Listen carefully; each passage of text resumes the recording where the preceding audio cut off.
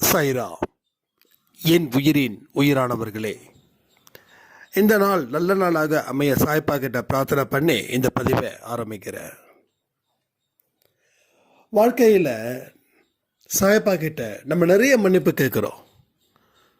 நான் தெரிஞ்சோ தெரியாமலோ நான் செய்த தவறுகளை மன்னிச்சிடுங்க, என் வாழ்க்கையை நல்ல வழியாக மாற்றி அமைங்க அப்படின்னு. நாம் கடவுள்கிட்ட என்னென்னலாம் கேட்குறோமோ, நாம் மற்ற மனுஷங்க கிட்ட நாம் எப்படி நடந்துக்கிறோன்றதை பொறுத்து தான் கடவுள் நமக்கு வாரி வழங்குவார், இல்லைன்னா கிள்ளி கூட கொடுக்க மாட்டார். நாம் நிறைய மனுஷங்க கிட்ட சண்டை போடுறோம். நமக்கு எதிராக அவங்க இருக்கும்போது, இல்லை நமக்கு எதிராக அவங்க அநியாயம் செய்யும்போது நம்ம கொந்தளிக்கிறோம். அவங்களுக்கு மன்னிப்பு வழங்கக்கூடாது அப்படின்ற இடத்துல நம்ம ரொம்ப தெளிவாக இருக்கோம். அவங்க நல்லா இருக்கக்கூடாது அப்படின்றதுலையும் கண்ணும் கருத்துமா நம்ம இருக்கோம். ஏன்னா அவங்க நமக்கு எதிராக இருந்ததால. இந்த மாதிரியான விஷயங்கள் மூலமா நம்ம மனசுல ஒரு பெரிய பாரம் இருந்துகிட்டே இருக்குது. இந்த பாரத்துடைய அறிகுறி தான் நம்ம வாழ்க்கையில் ஏற்படக்கூடிய துன்பம். இந்த துன்பத்துக்கு தான் கடவுள்கிட்ட பிரார்த்தனை பண்ணிக்கிட்டே இருக்கோம்.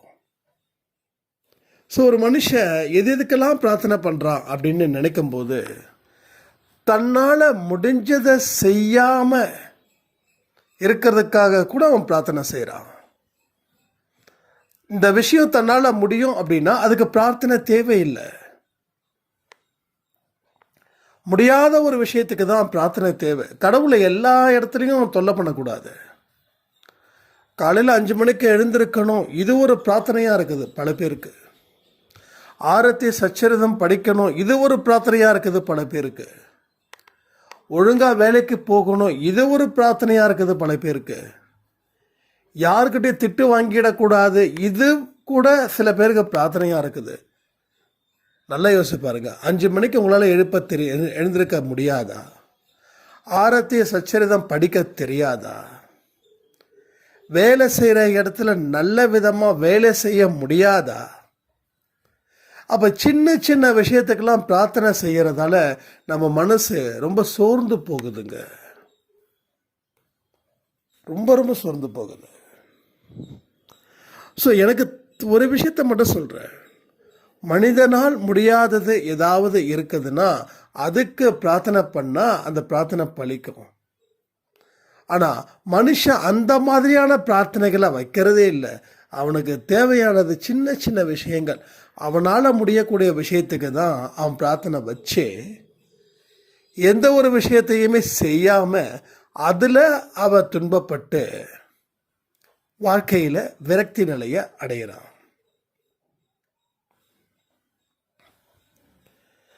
அதே போல் நாம் செஞ்ச தவறுக்கு மன்னிப்பை கேளுன்னு கொடுன்னு கடவுள்கிட்ட வேண்டுறோம். ஆனால் இவன் யாருக்கும் மன்னிப்பை வழங்க மாட்டேன்றான். எப்படி முரண்பாடாக இருக்குது. கடவுள் என்ன பண்ணுறாரு, இப்போ தானப்பா நீ என்கிட்ட நீ செஞ்ச தப்புக்கு மன்னிப்பு கேட்ட, ஆனால் பிற மனுஷனுக்கு நீ மன்னிப்பை கொடுக்காம இருக்கியே, அது தப்பு தானே. அப்போ அவனுக்கு மன்னிப்பை கொடு, நான் உனக்கு மன்னிப்பை கொடுக்குறேன். ஒன்றும் இல்லை, ஒரு கதை. அந்த கதையில் அந்த நாட்டில் வாழக்கூடிய ஒரு மனுஷன் ஏதோ வரி செலுத்தலை அப்படின்னு சொல்லி அவனை பிடிச்சிட்டு மன்னர்கிட்ட போய் நிறுத்துறாங்க. மன்னர் என்ன ஏதுன்னு கேட்குறாரு. இது மாதிரி இந்த காரணத்தெல்லாம் சொல்கிறாங்க. இது மாதிரி எனக்கு உடம்பு சரியில்லை, என் குழந்தைங்களுக்கு உடம்பு சரியில்லை, என் மனைவிக்கு உடம்பு சரியில்லை, என்னால் நிர்வகிக்க முடியல, அதனால் கவர்மெண்ட்டுக்கு செலுத்த வேண்டிய, நாட்டுக்கு செலுத்த வேண்டிய வரியை என்னால் செலுத்த முடியல அப்படின்னு. மன்னன் பார்க்குறாரு. சரி, ஓகே, உன்னுடைய சூழ்நிலை எனக்கு புரியறதால நான் உன்னை மன்னிக்கிறேன் அப்படின்னு சொல்லி விட்டுறாரு. இவர் ரொம்ப சந்தோஷமாக வராரு. இடையில அவரோட ஃப்ரெண்டு ஒருத்தன் வந்து இவர் பார்க்குறாரு. அவன் இவங்கிட்ட காசு வாங்கினவன். இப்போ அவனை போய் இவன் பிடிச்சி கேட்குறான், ஏன்டா நான் காசு கொடுத்தேனே திருப்பி கொடுக்க மாட்டியா, நீ எல்லாம் என்ன ஜென்மம் அப்படி இப்படின்னு சொல்லி திட்டுறான். அவன் அவனுடைய சூழ்நிலையை இவன் எப்படி மண்ணங்கிட்ட எடுத்து வச்சானோ அதே போல் அவனுக்கு ஒரு சூழ்நிலை இருக்கும்ல, அது அவன் சொல்கிறான். அதெல்லாம் முடியாது, நீ இப்போவே காசு எடுத்து வைக்கணும், இல்லாட்டி அதை பண்ணுவேன் இதை பண்ணுவேன்னு சொல்லி அவனை மன்னிக்கவே இல்லை. அவன் கெஞ்சுறான், கதறான். இவன் மன்னிக்கவே இல்லை. அந்த நாட்டில் இருக்கக்கூடிய அந்த அப்போ தானே மன்னர்கிட்டதே போனான். அப்போ வந்து அங்கே இருக்கிறவங்க இது மாதிரி மன்னா நீ ஒரு ஆளை மன்னிச்ச, அவன் என்ன பண்ணுறான்னா இன்னொருத்தன் அவனோட நண்பனுக்கு கடனை கொடுத்துட்டு அவன் கொடுக்கவே முடியாதுன்னு அவன் நடுத்தெருவில் ஒப்பாரி வைக்கிறான், நீ கொடுத்து தான் ஆகணும்னு சண்டை போட்டுட்ருக்கிறான் அப்படின்னு உடனே மன்னனை கூப்பிட்டானா. கூப்பிட்ட உடனே எதுக்குடா நீ இப்படி பண்ணான், இல்லை என்கிட்ட ஒரு காசு வாங்கினான் அவன் கொடுக்கல அப்படின்னு. நான் உனக்கு மன்னிப்பு கொடுத்தல்ல, நீயும் அதே மாதிரி அவனை மன்னிக்கணும் தானே, அதானே நீதி தர்மம் அப்படின்னு சொல்லி அவனுக்கு வந்து அந்த தண்டனையை கொடுத்ததா ஒரு கதை. அப்போ என்ன புரியுதுன்னா மன்னன் வந்து ஒரு கடவுள் மாதிரி பாருங்க. இப்போ கடவுள்கிட்ட நம்ம என்னென்னலாம் முறையிடுறோமோ முதல்ல நாம் அப்படி நடந்துக்கிறோமா அப்படின்றது நமக்கு முக்கியம். அப்படி நடந்துக்கிட்டால் மட்டும்தான் அவர்கிட்ட பிரார்த்தனை செய்யணும். நாம் இப்படி நடக்காமல் அவர்கிட்ட செய்யக்கூடிய பிரார்த்தனை ஒரு கல்லுக்கிட்ட பேசுகிறதுக்கு சமன்றதை புரிஞ்சுக்கோங்க. நாம் அப்படி நடந்துக்கிட்டு அவர்கிட்ட பிரார்த்தனை ஒரு உயிரோடு இருக்கக்கூடிய ஒரு கடவுள்கிட்ட பேசுகிறதா நினச்சிக்கோங்க. கடவுள் உயிரோடு இருக்கிறதும் உயிரற்ற நிலையில் இருக்கிறதும் உங்கள் மனதில் ஏற்படக்கூடிய எண்ணங்களை பொறுத்துன்றதை நீங்கள் புரிஞ்சுக்கிட்டீங்கன்னா உங்கள் வாழ்க்கையில் நீங்கள் இன்னும் பல பல பல அற்புதத்தை புரிய முடியும். நீங்கள் இன்னிலேருந்து ஒரு விஷயத்தை யோசிச்சு பாருங்கள்.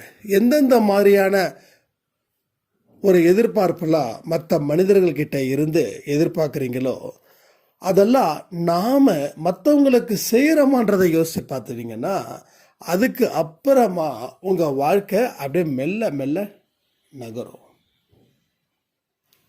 இல்லைன்னா பிரச்சனை தான், எல்லாத்துக்குமே பிரச்சனையாயிடும். அதை புரிஞ்சுக்கணும். அப்போ நம்மளுடைய விருப்பம் மற்றவங்க இப்படி செய்யணும் அப்படின்னா அப்போ அவங்களுடைய விருப்பமும் அதுவாக தானே இருக்கும். அப்போ நாம் வெறுப்பு இல்லாமல் மற்ற மக்களை அந்த மாதிரியான அன்பான முறையில் தான் நம்ம பார்க்கணும். அப்போ தான் வாழ்க்கையில் நம்ம வெற்றி பெற முடியும். என்னோட பிரச்சனை மட்டும் தீரணும் அப்படின்னு சொல்கிறவங்க தான் ஜாஸ்தி. அதை தாண்டி மற்றவங்களையும் பாருங்களேன்.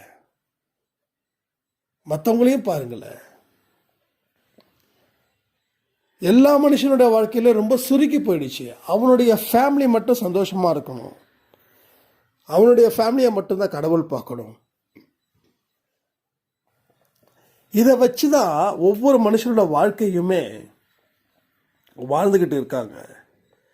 இதில் இருந்து மேலே அவங்களுக்கு ஒன்றும் புரியலை இல்லை தெரியலை, அதை அப்படியே வந்து கோட்டை விட்டுறாங்க. அப்போ ஒரு இடத்துலையும் நாம் எப்படி இருக்கணும், நம்ம குடும்பத்தை தாண்டி பிற குடும்பத்தையும் நேசிக்கணும். நம்ம குடும்பத்தில் இருக்கக்கூடிய உறவுகளை எப்படி நேசிக்கிறோமோ அதே மாதிரி தான் ரோட்டில் போகிற பெரியவர்கள். எத்தனையோ பேர் தாத்தாக்கள்லாம் பார்த்தீங்கன்னா 60-70 வயசு ஆகி வேகாத வெயில்ல பாத்திரம் வைப்பாங்க, கவனிச்சிருக்கீங்களா? அவங்க எல்லாம் வந்து நிறுத்தி உங்களுக்கு தேவைகள் இல்லைனாலும் சரி ஏதாவது ஒரு பொருளை வாங்கி அவங்க தண்ணி கொடுக்கறதுக்கு தண்ணியும் கொடுத்து அவங்களுடைய ஆன்மாவை குளிர்விக்கிறதுல நம்ம என்ன வந்து இதாகிட போகிறோம்? எத்தனையோ செலவு பண்ணுறோம். ஏதாவது ஒரு பொருள் ஒரு 50 ரூபா 60 ரூபா 70 ரூபா அந்த பொருளை வாங்கி வச்சுக்கலாம். இல்லை அந்த பொருளை வந்து வாங்கின பொருளை யாருக்காவது இலவசமாக கொடுக்கலாம். ஸோ அன்புன்றது இப்படி தான். இதுக்கு வந்து நானே கையில் காசு இல்லாமல் இருக்கேன், இந்த மாதிரியான விஷயங்கள் நிறைய என்கிட்ட வருது. பாருங்க, உங்களால் என்ன முடியுதோ அதை பண்ணுங்க. ஒரு 10 ரூபாய்க்காவது ஒரு பொருளை வாங்குங்க. அது உங்களுக்கு தேவையில்லாமல் இருக்கலாம், அதை வச்சுக்கோங்க. யாருக்கோ ஒருத்தவங்களுக்கு அந்த பொருள் தேவைப்படுது. ஒரு பொருளும் உருவாகிறது யாருக்கோ ஒருத்தவங்களுக்காக தான். அது நமக்கு இல்லைன்னாலும் நம்மளே வந்து வீட்டை ஒரு பத்திரமா ஒரு பொருளை வச்சுருப்போம், அது யூஸ் பண்ணியிருக்க மாட்டோம்.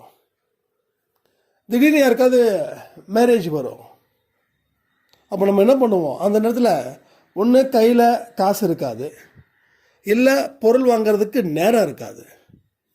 உடனே அந்த பொருள் என்ன பண்ணுவோம், ஒரு கிஃப்ட் பேக் பண்ணி டக்குன்னு போய் கொடுத்துட்டு வந்துடுவோம். அப்போது அந்த பொருள் அங்கே தான் போகுதுன்னு உங்கள் வீட்டுக்கு வந்திருக்கும் போது, அந்த கிஃப்டாக வந்திருக்கும் போது தெரியாது. இப்போ தெரியுதா, எல்லாமே யாருக்கு அதை அனுபவிக்கணும்னு இருக்குதோ அது அவங்களுக்கு ஆட்டோமேட்டிக்காக போய் சேரும். அதை கேள்வியே கேட்க முடியாது. சில நுட்பமான விஷயங்கள் எல்லாமே நம்ம வாழ்க்கையை சுற்றி இருக்குது. அதை நீங்கள் தெளிவாக புரிஞ்சுக்கிட்டாவே உங்கள் வாழ்க்கையை பற்றியும் ஒரு புரிதல் உங்களுக்கு நிச்சயமாக புரிஞ்சிடும். ஸோ இதெல்லாம் யோசித்து முடிவு பண்ணி உங்கள் வாழ்க்கையை வாழ்ந்து பாருங்கள். கண்டிப்பாக உங்கள் வாழ்க்கையில் மிகப்பெரிய மாற்றங்கள் வரும். ஸோ வெற்றி நிஜம் சயின்ஸ் சத்தியத்தில் இன்றைக்கி வேத வாக்கு தத்துவம் என்ன அப்படின்னா, மன்னித்தால் நிறையோடு வாழலாம். ஓகே, மன்னித்தால் நிறையோடு மன நிறைவோடு வாழலாம். உங்களுக்கு எல்லாமே வந்து சேரும். மன்னிக்கலைன்னா நீங்கள் குறையோடு தான் வாழ முடியும். மன்னிக்கலைன்னா பாரத்தை சுமந்து தான் வாழ முடியும்.